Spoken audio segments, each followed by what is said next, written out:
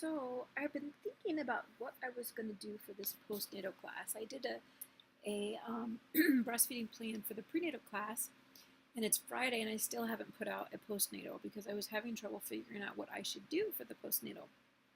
And then I was looking at my prenatal class and talking about my breastfeeding plan, and I thought, what would be a good postnatal video is talking about what to expect that first, literally like I want to say 48 to 72 hours. And then kind of just knowing that what's normal, and not to be afraid of things, be overly worried about things that are normal, and just kind of knowing what to expect will help you to be a little more calm and relaxed when you, get to that point. So, we always found as a peer counselor and working with the mothers, we needed to reach the mothers in those first few days because the first few days are the most challenging. And when you're you have this new baby and you haven't learned the new baby, it really doesn't matter how many children you have. It doesn't matter what age they are, it just doesn't matter. Every new baby is a new baby, and you have to learn that child, and every single one of them is different. None of them are the same. Now, okay, yeah, all babies cry, and they cry because that's their way of communication. It doesn't always mean that you're doing something wrong. It could mean they're bored. It could mean they're hungry. It could mean there's too much stimulation, too much light, too much noise. You just have to remember that crying is their form of talking or their communication. So you can't always take it as something that you're doing wrong.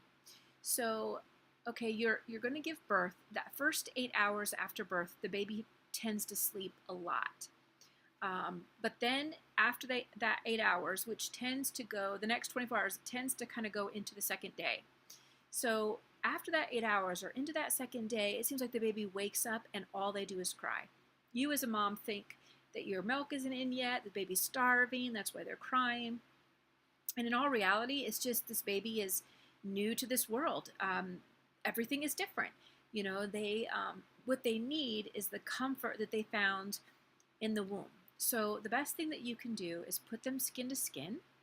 And that would mean literally nothing between you and the baby. So the baby's in a diaper, and you're topless, and you can put a blanket over the two of you, whatever you need to do to feel that the baby's warm, but your body will warm the baby. And do that skin on skin. When you're talking to the baby's hearing it through your chest, which is the sound that the baby hears in the womb. They're also hearing your heart, which is the sound they heard in the womb.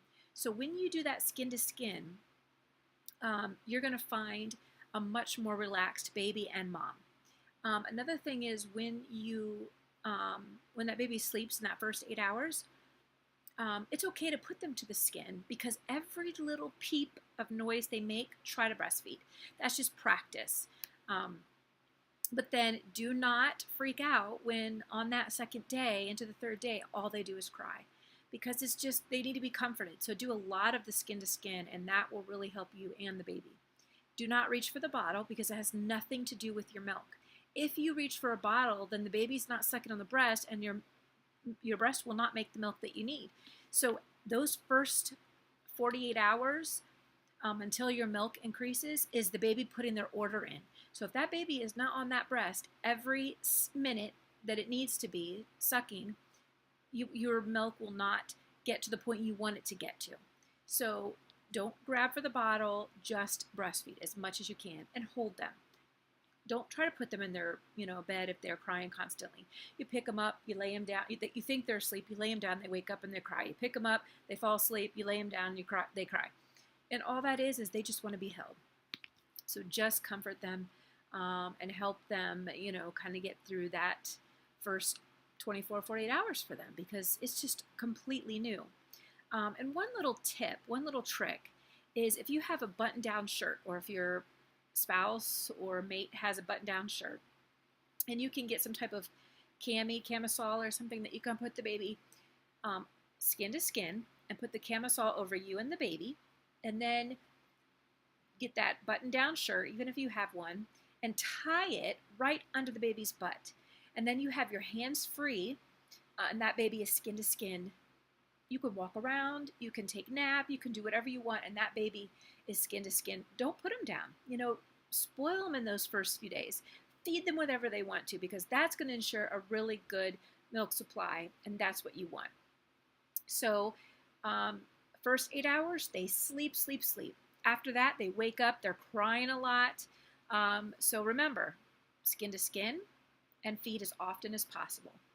And then if you're kind of worried they're not getting enough, just look for diapers, because when they go home, it's usually like day 2 to day 3. They should only be going through maybe two diapers on day 2, 3 diapers on day 4.